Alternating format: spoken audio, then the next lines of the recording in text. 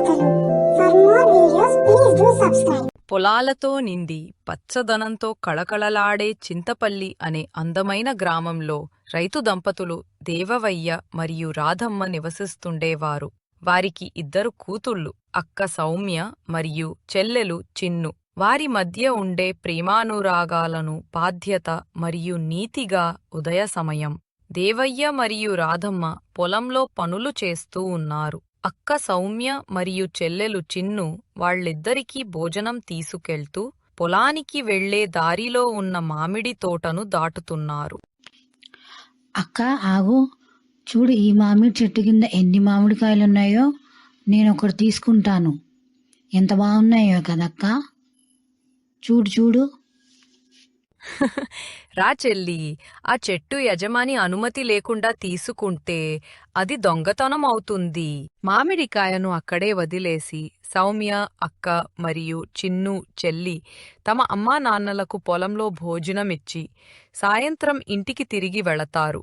ఇంటికి తిరిగి వచ్చిన తర్వాత అమ్మ రాధమ్మ వంటగదిలో ఇతర పనులతో బిజీగా ఉంది. అమ్మ నాన్న పొలం నుంచి అలసిపోయి వచ్చారు కదా, ఈరోజు నువ్వు కూడా ఇంటి పనుల్లో నాకు సాయం చెయ్యాలి.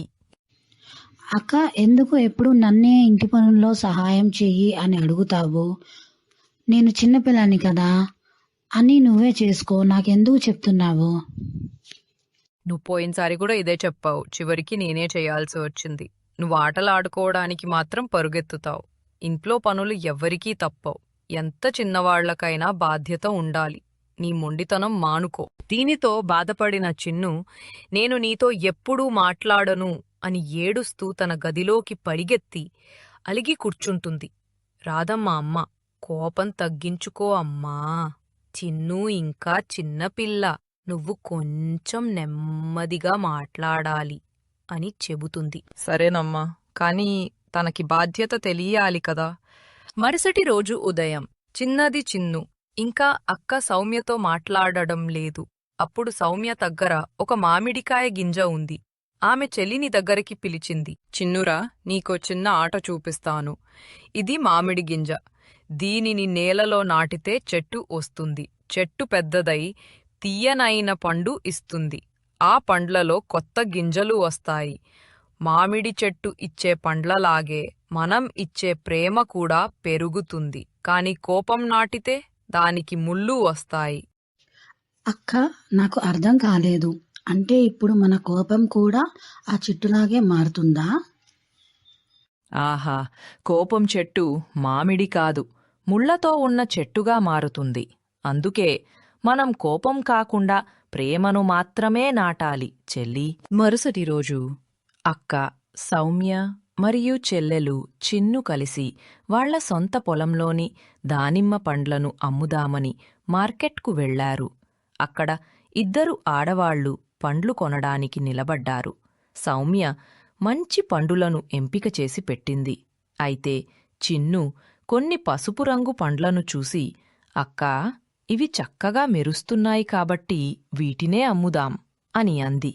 చిన్ను ఎంపిక చేసిన పండును కూడా ఆ ఆడవాళ్లకు ఇవ్వగా వారు వాటిని కోసి చూస్తే ఆ పండ్లు లోపల పాడైపోయి ఉన్నాయి. అయ్యో, లోపల పండు కుళ్ళిపోయింది కదా. నన్ను మోసం చేస్తున్నారా పిల్లలు?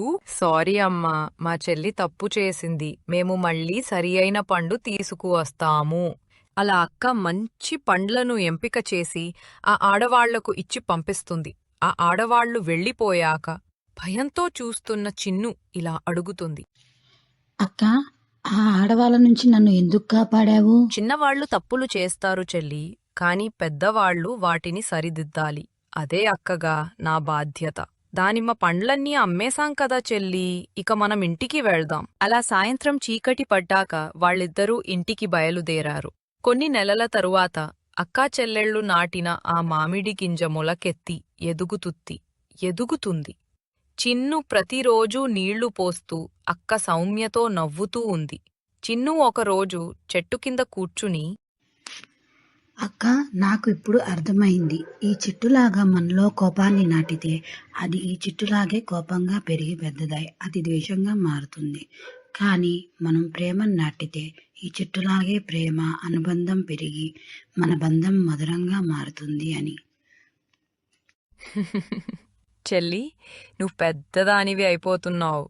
అక్కా చెల్లెళ్ళ బంధం ప్రేమతో, అర్థంతో పూచి జీవితమంతా మధురంగా మారుతుంది. అలకొడ్డిర్ పోజులు తరువాత ఆ మామిడి చెట్టు వారి బంధానికి గుర్తుగా నిలిచింది. ప్రతిసారి పండు పండినప్పుడు వాళ్ళిద్దరూ ఒక్కొక్క మామిడిని పంచుకుని తినేవారు.